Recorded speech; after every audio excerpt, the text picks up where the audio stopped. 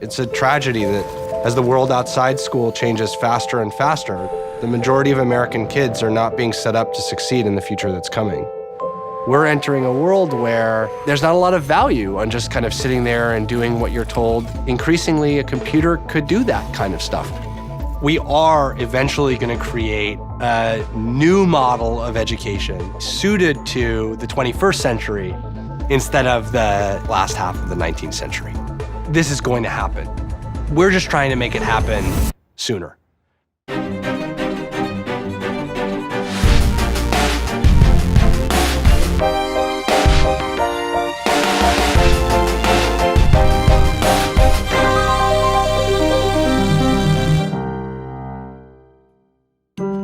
My name is Max Ventoa, and I'm the founder and CEO of AltSchool.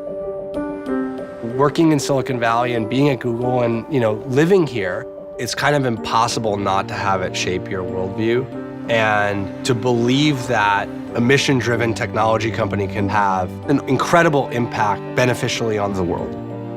And being a parent of young kids, there's really nothing I can think of that is more important than their education that I can be working on. As an entrepreneur, you have that startup bug. You need to work on something that catches you, and this was the thing that caught me. There's this problem, which is that the model that we have for educating kids, it is a mass production model. It's a factory model. It doesn't provide an individualized experience to kind of anybody. Every 45 minutes, kids switch to a different subject, and they open a textbook and they read the next chapter, and at the end of the week, they take a quiz.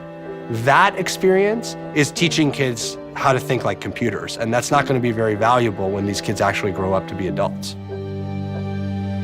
If you're trying to fundamentally transform the education experience, that is not something that you can just kind of whiteboard with a bunch of research and a bunch of smart people in a room somewhere. You have to learn what that model looks like. For us, that meant immediately, almost from starting the company, opening a school. And then we opened 3 more schools, and then we opened 3 more schools, and now we're opening 2 more schools that are focused on personalized education. Each child defines their own experience to learn in a way that feels natural, takes advantage of their curiosity, and that doesn't try and corral them to learn this thing right now in this way. And that's where technology plays a foundational role versus a superficial role. There are 2 tools that fundamentally enable personalization in our schools. One tool is called the portrait. So this is a representation of all the things that are important about each child that different people can add to for curating a day-to-day education experience that's going to meet them where they are. That maps to a second tool, which we call the playlist, which is the kind of scaffold for each child's day. It's a to-do list and a calendar. It allows each child to decide, what order they do things, or they can decide what's on that playlist as they get older. It's allowing a child to have agency. None of us like being told what we need to do, when, where, how, with whom. There's nothing that's more demotivating than that. And if you're not motivated, you don't actually learn. There's no way to force a kid to learn. They have to actually go along with a certain experience. They have to actually think. What we see is incredibly promising out of the gates in the first few years.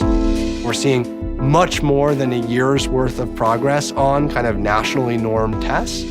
But as importantly, they're making progress on the social emotional pillars, things like grit, ability to work with others, ability to manage your time, to set goals that are going to serve those kids critically when they enter a world that's going to demand those kind of characteristics from them. I mean, my daughter's going to have a different life because this is the kind of school that she went to. And I love this Bill Gates quote that humans tend to overestimate what we can accomplish in a year and underestimate what we can accomplish in 10. First year probably costs us $100,000 per student. The next year, it's like $60,000. The next year, it's like $35,000. This coming year, it's like $25,000. I think that when you get down to about $15,000 per student, Now you're in the realm of the kind of median experience in lots of parts of America. There are lots of public school districts that spend way more than that on average. We're starting to say, okay, how do we take the platform that we use to support our own schools, and how do we expand that platform with partners? We're just starting to work with the first set of partners who would open schools which aren't run by us. It's on that path that eventually you get to what you want. A new ecosystem where all schools, existing schools and new schools, are able to take advantage of a kind of new way to educate kids for the future. There's literally a technology company, behind their school working tirelessly. That's the kind of 10-year future that we believe is possible. In general, a startup is hard. In general, a startup takes a long time. One that's trying to do something this ambitious in this space, that's twice as true, 10 times as true. This is mile 3 of a marathon, and I feel good.